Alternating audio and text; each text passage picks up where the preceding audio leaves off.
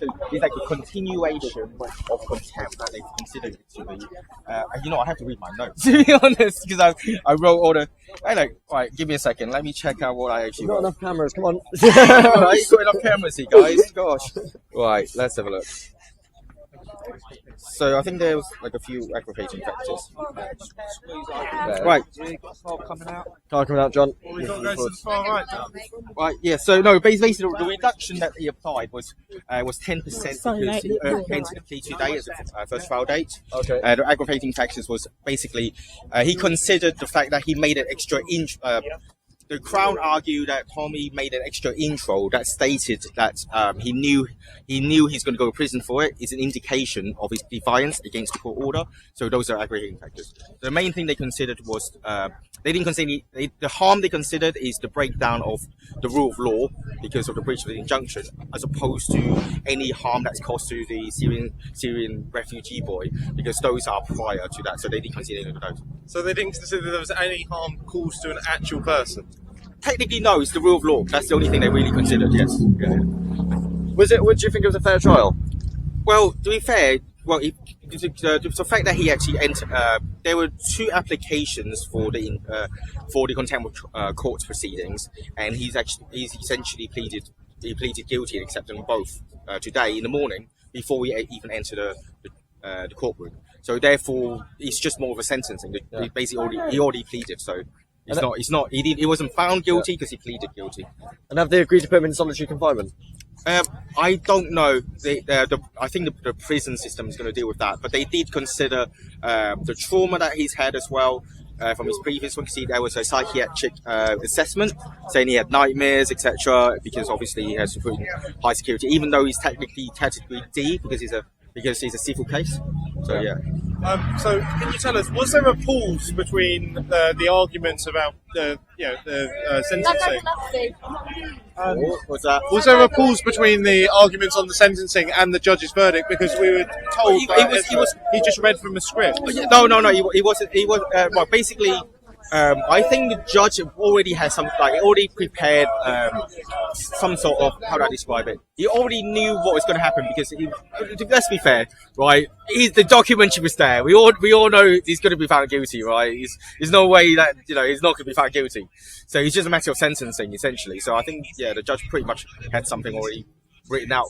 Well, a lot of it is kind of almost like a speech. It's about nobody's above the law. This is about law and order rather than protecting any judges or anybody. Getting them a promotion. He's been sent to prison because he challenged their authority and he didn't bow down, basically. Yeah. So the judge pretty much already had like a prepared script essentially. Yeah. But the sentencing was the variable. Basically, he already knows he already knows he's guilty. He already know what he's going to say. But he listened to the aggravating factors and the mitigating factors, and then the actual judgment.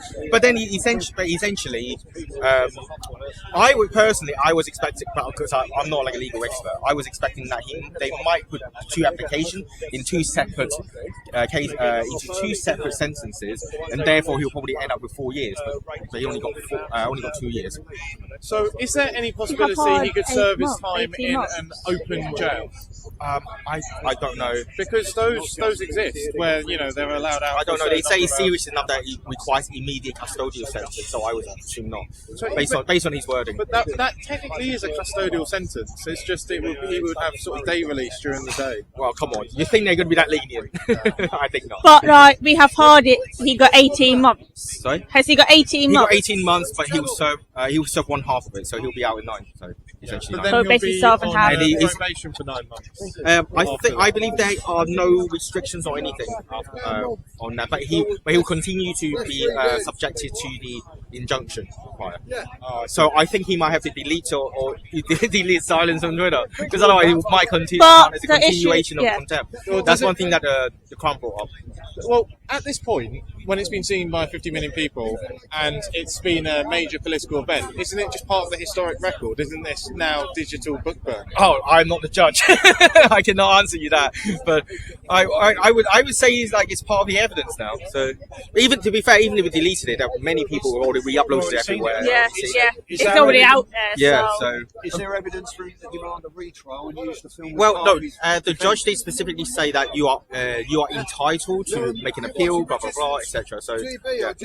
What about the reduction on sentencing with Starmer? Do you think he's eligible to float? Oh no, you know what? Actually, one funny thing is the judge actually mentioned like one of the mitigating factors was the prison overpopulation. So actually, they did mention it. Yeah. Yeah, so the first thing was the 10% for the early plea for because of the first day of trial, and the second was the mitigating factor of prison overpopulation, and then the last one, the third mitigating factor, was his mental condition for the last time he was in prison. So those are the three things. Okay, so where can people find Vox Populi? The Populi Media, we find us on X, and we got a website which is foxpopulimedia.com. Cool. Thank you. Thank you. Sorry to put you on the spot there. I'm never on camera.